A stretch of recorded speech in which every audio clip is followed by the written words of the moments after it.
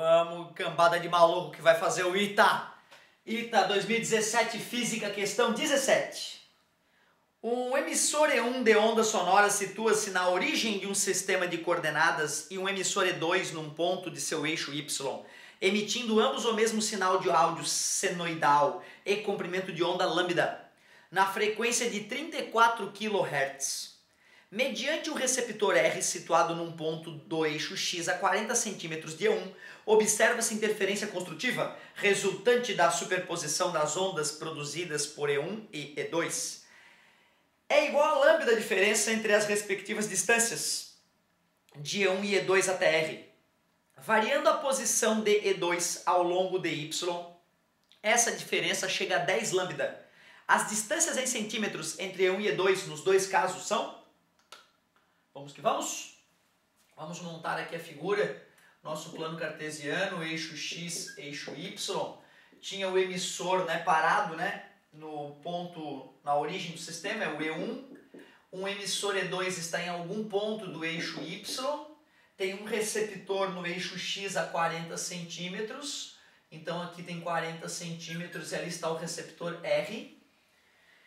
E aí ele diz que a interferência é construtiva, quer dizer que a onda que sai de 1, por exemplo, poderia estar chegando com uma crista, ao mesmo tempo que a onda que sai de 2 também está chegando com uma crista. Aí ali no ponto R seria crista com crista e daria uma interferência construtiva, certo? Bom, nós sabemos que se essas fontes estão em fase, para a interferência ser construtiva, então a diferença entre as distâncias tem que ser um número múltiplo de lambda, certo? Assim eu garanto que eles estejam crista com crista ou vale com vale, interferência construtiva. Bom, e ele foi exatamente isso que ele disse. Ele pegou e disse que a diferença de caminho entre o E1 e o receptor e o E2 e o receptor era justamente lambda. Então eu poderia dizer o quê? Que eu vou chamar essa distância de D2 menos a distância da fonte do emissor E1 até o R, vou chamar de D1, essa diferença era igual a lambda num primeiro momento.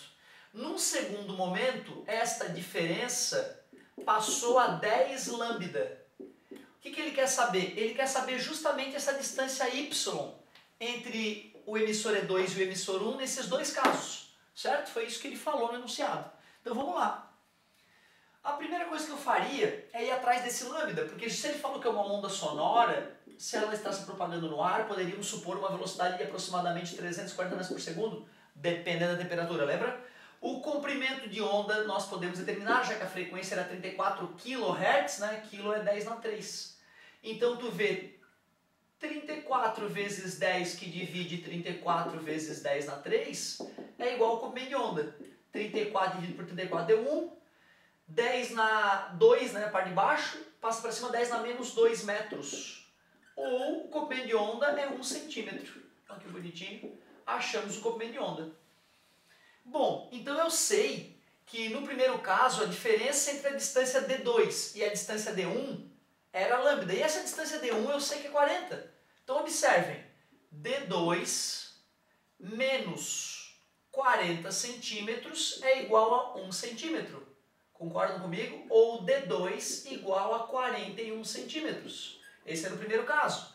No segundo caso, D2 menos 40 é igual a 10 lambda, é igual a 10 centímetros. D2 é igual a 50 centímetros.